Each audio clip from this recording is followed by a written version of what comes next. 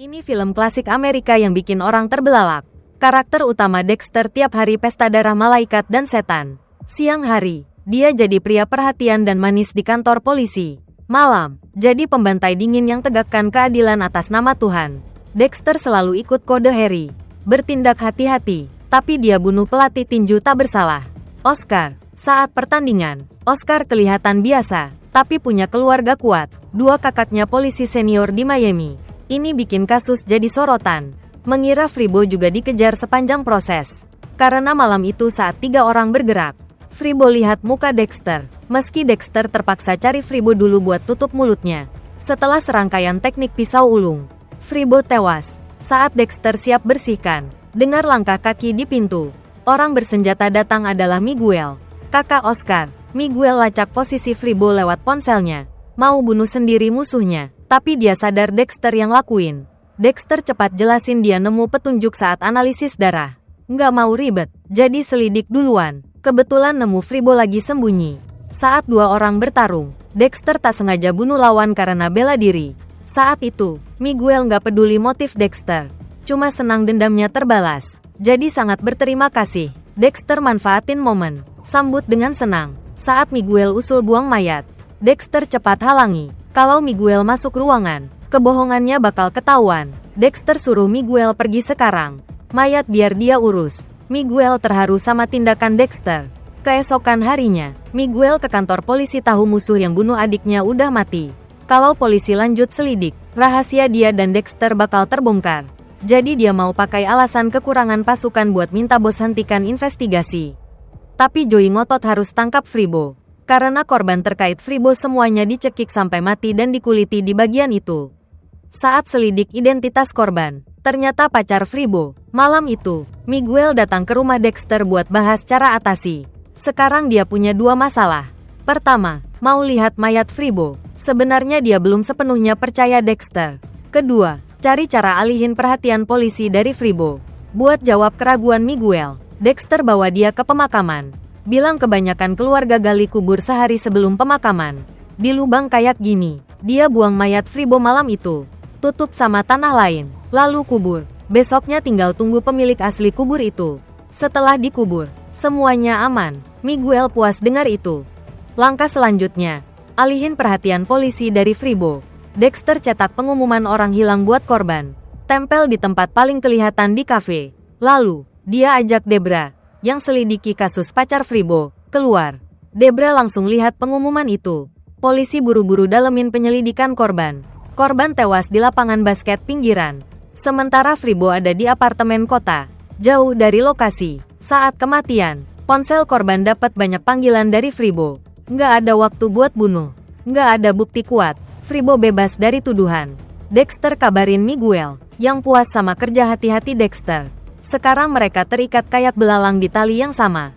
Buat tunjukin pertemanan, Miguel kasih Dexter kemeja dengan noda darah Fribo. Kalau Dexter serahin kemeja ke polisi, semua bukti bakal ngarah ke Miguel. Pembunuh yang selalu sendirian tiba-tiba punya teman, baik atau jebakan. Apa Miguel beneran teman yang bisa diajak jalan di kegelapan? Miguel cerita soal pria yang bunuh 2 istri kaya buat harta, tapi lolos karena bikin alibi dan sewa pengacara top pakai harta istri. Ini bikin jaksa Miguel kesel. Sejak Dexter bantu hapus musuhnya, mereka jadi sahabat karib. Sebenarnya, Miguel cuma mau pinjam tangan Dexter buat basmi penutup kejahatan. Tapi belum sempet jelasin, Dexter udah buru jejak pembunuh istri. Bertahun-tahun, Dexter patuh ketat sama aturan Harry. Cuma orang jahat yang pantas mati di bawah pisaunya. Pas tahu pembunuh istri, Jackson, mau kencan sama wanita kaya di pulau, Dexter siap beraksi. Sebelum pergi, dia kunjungi pacarnya, Rita, yang lagi hamil. Mereka ribut soal beli rumah. Rita mau jual apartemen kecil mereka, beli yang lebih besar. Tapi Dexter tolak, bilang butuh ruang. Padahal, rumah itu warisan ayahnya, dan sampel darah berharganya disimpan di ventilasi. Hadapi Rita yang ngomel, Dexter pengen kabur, bilang besok mau mancing. Kabar mancing cepet sampai ke Miguel, yang antusias ikut. Meski biasanya akrab, Dexter nggak mau Miguel tahu rahasianya. Cari alasan buat pergi sendiri. Dia ikutin Jackson ke Pulau Waiko, naik kapal cepat bareng. Saat Jackson lengah, Dexter suntik obat bius. Meski TKP kali ini harus dibikin dadakan, Itu gampang buat Dexter. Selesai. Dexter mau balik, tapi lihat ponselnya penuh panggilan tak terjawab. Ternyata Rita tiba-tiba sakit perut saat lihat rumah. Dibawa istri Miguel ke RS. Tapi mereka nggak bisa hubungi Dexter. Pas balik, Rita udah selamat. Dexter terima kasih ke keluarga Miguel. Miguel curiga sama cerita mancing Dexter. Bilang tadi saat selidiki Jackson, sinyal ponselnya hilang di Waco sejam lalu, tepat di tempat Dexter mancing. Miguel yakin Dexter udah beresin Jackson. Dexter cemas, cuma pengen Miguel cepet pergi. Tapi Miguel malah tambah semangat ngomong. Tegakkan keadilan atas nama Tuhan. Selalu jadi tujuannya. Apa yang Dexter lakuin bikin Miguel kagum. Jadi dia siap bela Dexter. Akhirnya, Dexter dan Miguel bentuk tim berdua. Miguel cari target. Dexter eksekusi. Tapi hasrat Miguel makin liar. Dia nggak puas cuma jadi penonton. Cuma tangan berdarah yang bisa lepaskan kegelapan di hatinya. Di satu aksi lain, Dexter kasih pisau ke Miguel. Pisau naik turun. Miguel kegirangan kayak bendungan jebol. Setelah mayat dimusnahin, mereka pulang masing-masing. Pura-pura nggak ada apa-apa. Dexter balik ke pelukan Rita seperti biasa. Tapi Miguel nggak pulang. Malam itu, dia ke rumah seorang wanita. Dan besoknya, wanita itu lenyap dari kota. Telepon dari polisi berbunyi. Mereka nemuin mayat wanita di kuburan. Dexter berdiri di samping. Amati semua dengan dingin. Dia tahu ini ulah Miguel, sahabatnya. Malam itu, mereka beraksi bareng. Dan pembunuhan pertama bikin Miguel ngerasa bebas luar biasa. Kayak efek kupu-kupu. Itu bangunin setan tergelap di dalam dirinya. Mikirin Ellen, pengacara yang dibenci. Miguel mutusin, habisin dia. Tapi nggak bilang ke Dexter. Soalnya tiap Miguel sebut Ellen, Dexter bilang dia cuma jalani tugas sebagai pengacara. Nggak salah. Tapi pas dengar Ellen hilang, Dexter ngerasa nggak enak. Diam-diam dia ke rumah Miguel. Nemuin noda darah yang udah dilap di lantai. Dexter cuma ajarin Miguel bunuh, bukan buang mayat. Jadi Miguel sembunyiin mayat di mana? Dexter ingat pernah bohongin Miguel soal buang mayat Fribo di kuburan. Dia buru-buru ke pemakaman bawa sekop. Dan beneran nemuin mayat Ellen di kubur baru. Dexter ngerasa bersalah sama Ellen. Miguel bukan lagi sahabat buat bahas strategi. Tapi jadi paranoid nggak terkendali. Buat cegah lebih banyak korban kayak Ellen. Dexter mau ngomong sama Miguel. Tapi baru ngomong bentar, mereka udah berselisih. Dexter patuh sama kode Harry. Miguel cuma peduli dendam pribadi. Dulu Miguel kasih Dexter kemeja berdarah buat dapetin kepercayaan. Tapi sekarang Dexter curiga itu jebakan. Dia tes kemeja, ternyata darahnya bukan Fribo, tapi darah sapi. Kesal, Dexter mutusin kasih Miguel pesta. Dia gali lagi mayat Ellen. Meski Miguel nggak ninggalin petunjuk pas bunuh. Ini bikin dia takut. Miguel pura-pura ke kantor polisi bantu penyelidikan. Padahal cuma mau dapat info terbaru. Dia tahu atasannya pernah suka sama dia. Jadi buat kendali situasi, Miguel godain dia. Sementara itu, Joey interogasi tetangga Ellen. Tetangga bilang gak dengar apa-apa malam itu. Tapi lihat SUV hitam parkir deket rumah Ellen. Lampu depannya kayak dimodif. Kebetulan, malam ini Miguel datang makan malam sama Joey. Cahaya lampu mobilnya mirip banget sama yang tetangga Ellen deskripsiin. Ellen dan Miguel bertengkar di kantor hari itu. Joey curiga sama Miguel. Pura-pura ambil bir di mobil. Nyuri kunci mobil Miguel. Ambil sampel dari bagasi pakai selotip. Tapi lupa tutup bagasi karena panik. Miguel dapat notifikasi di ponsel. Tahu Joey curiga dan niat bunuh dia. Dexter lihat semua dari kejauhan. Sejak Miguel curiga Dexter gali mayat Ellen, mereka putus hubungan. Dexter bilang mulai sekarang mereka jalan masing-masing.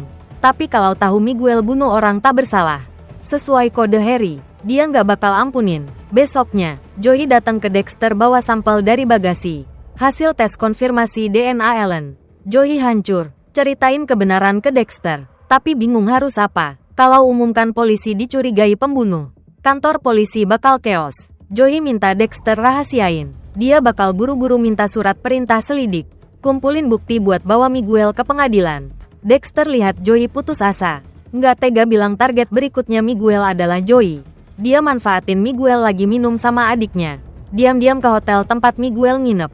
Alat-alat di lantai tunjukin Miguel bakal segera beraksi. Laptop nunjukin lokasi ponsel Joey. Konfirmasi pembantaian malam ini. Minum sama adiknya cuma buat bikin alibi. Dexter siap bertindak. Telepon Joey. Bilang nemu petunjuk baru. Pas Joey ke kantor polisi, Dexter tunggu Miguel. Dulu partner terpercaya, sekarang Miguel jadi mangsa karena langgar aturan. Mungkin monster memang ditakdirkan kesepian. 1 detik sebelumnya, Debra dilamar pacarnya. Detik berikutnya, tinju pacarnya mendarat di tubuhnya. Siapa sangka orang dekatnya adalah pembunuh truk beku paling mesum. Nggak cuma tipu duit dan seks. Dia mau potong Debra jadi kepingan. Pas mau eksekusi, Dexter datang tepat waktu. Debra nangis histeris setelah diselamatin. Bersumpah nggak bakal percaya cinta lagi. Besoknya, meski luka batin belum sembuh, Debra godain cowok lain. Mungkin cuma mau lupain mantan dengan cinta baru. Lalu bawa cowok Jim ke rumah. Kali ini dia lebih pinter. Sebelum mulai, Debra borgol cowok itu keranjang. Tapi nggak lama, dia curiga sama Jack. Cowok itu, ternyata Jack novelis. Lagi nulis novel soal pembunuh truk beku. Kasih nama tunangan pembunuh itu, Putri Salju. Cinta Jim selesai. Tapi Debra nggak sedih. Udah punya target baru, Quinn. Detektif baru dari FBI yang selidiki kasus. Meski agak tua, Debra ngerasa Quinn dewasa dan stabil. Apalagi hubungan sama rekan kerja kasih rasa aman. Tapi pas Quinn mau buka hubungan ke publik, Debra ragu. Nggak mau rekan kerja kira dia naik pangkat karena koneksi. Cinta sembunyi-sembunyi bikin akhir tahun mereka makin manis. Di kantor, Quinn perhatian banget sama Debra. Di luar, Quinn gak kalah sama cowok lain. Tapi karena kasus pembantai teluk selesai, dia harus balik ke markas FBI. Sebelum pergi, dia ajak Debra ikut. Pas Debra bimbang, Rita telepon. Dexter ngeledekin Lila yang suka ngontrol. Bikin Lila culik 2 anak Rita. Demi selamatin anak-anak, Dexter sekarang dalam bahaya. Di antara pacar yang mau pergi dan kakak yang butuh bantuan, Debra nyelonong ke kobaran api. Selamatin Dexter. Tentu saja, Debra putus sama Quinn karena tindakan ini. Seorang bocah tewas tragis di pantai. Sebidang kulit besar di dadanya terkopek. Dari ekspresi kesakitan, ketahuan luka itu dikopek saat anak itu sadar. Ini udah kasus kopek kulit ketiga di Miami. Semua nyambung ke bos narkoba Fribo. Kasus pertama, pacar Fribo dicekik sampai mati. Kulit bahunya dikopek. Kasus kedua, preman yang sering kerja sama Fribo. Ketahuan sama tukang kebun. Dilaporin ke polisi. Pemuda yang tewas tragis hari ini adalah kurir Fribo. Debra ngerasa bersalah, karena dia penanggung jawab kasus Fribo. Dan ketiga korban ini tewas setelah diajak ngobrol sama dia. Debra siang malam buru petunjuk. Akhirnya nemu sesuatu di foto TKP. Ranting-ranting deket rumah korban dipangkas rapi. Bikin Debra inget Owen, pelapor kasus kedua. Tukang kebun. Debra nebak pembunuh kopek kulit mungkin tukang kebun. Pakai alasan pangkas pohon buat ngintai korban. Lalu beraksi pas waktunya tepat. Mereka buru-buru ke dinas tata kota. Selidiki kontraktor di area korban. Bos kontraktor, Remy, kasih daftar pekerja. Owen ada di daftar, tapi udah keluar karena dia imigran gelap dari Meksiko. Pernah lukin orang pakai pisau di kampungnya. Sekarang terancam ditangkap dan deportasi. Tapi Remy kasih petunjuk. Besok siang, dia dan Owen janjian selesain urusan gaji di parkiran deket pantai. Dengan petunjuk ini, polisi cepat tangkap Owen, bawa ke kantor. Owen bantah jadi pembunuh kopek kulit. Pas polisi ancam deportasi, dia ketakutan. Meski orang Meksiko, Owen punya anak warga Amerika. Kalau dideportasi, anaknya bakal sendirian. Dia bilang lukin orang di kampung halamannya cuma buat bela diri. Kenapa Remy nggak bilang gitu? Begitu dengar nama Remy, Owen gemetaran. Lebih milih dideportasi ketimbang buka informasi lagi. Debra sadar mereka dikibulin Remy. Dia suruh rekan ajukan surat perintah tangkap. Tapi tanpa bukti, nggak bisa apa-apa. Debra kepikiran cara interogasi ulang orang terkait Fribo buat umpan Remy beraksi lagi. Benar aja, saksi itu hilang beberapa hari setelah diinterogasi Debra. Tapi rumah tempat Remy beraksi nggak ketemu. Mereka kasih Owen kerja, tapi dia tetap nggak buka mulut. Sampai dia lihat ranting dipangkas rapi di depan rumahnya. Owen sadar, ngomong atau nggak, Remy nggak bakal ninggalin dia. Dia kasih tahu soal gedung milik Remy. Setelah saksi diselamatin, kulit terkopek jadi bukti kejahatan Remy. Saat itu, kasus kopek kulit kelima ketemu di pantai. Korban adalah polisi Miguel. Ternyata Dexter cekik Miguel sampai mati hari itu. Mikirin hilangnya Miguel bakal bikin heboh. Dexter buang mayatnya di bawah pohon. Bikin kayak ulah pembunuh kopek kulit. Jebakan Dexter bikin Remy kesal. Dia manfaatin kelengahan Dexter, pukul dia pingsan. Sadar bakal mati di bawah pisau pembunuh kopek kulit. Dexter berontak mati-matian. Meski tulang patah, dia lepas dari tali. Keduanya langsung terlibat perkelahian sengit. Tiba-tiba sirene polisi terdengar dari kejauhan. Kalau polisi tahu permusuhan Dexter sama pembunuh kopek kulit, rahasianya bakal ketahuan. Dexter lihat mobil polisi mendekat, lalu dorong Remy dari lantai 2. Remy tewas di bawah roda mobil polisi. Kulit wajahnya terkopek, balasan setimpal. Dexter kabur lewat jendela, buru-buru balik ke hotel, karena hari ini pernikahannya sama Rita. Musim ketiga selesai sukses.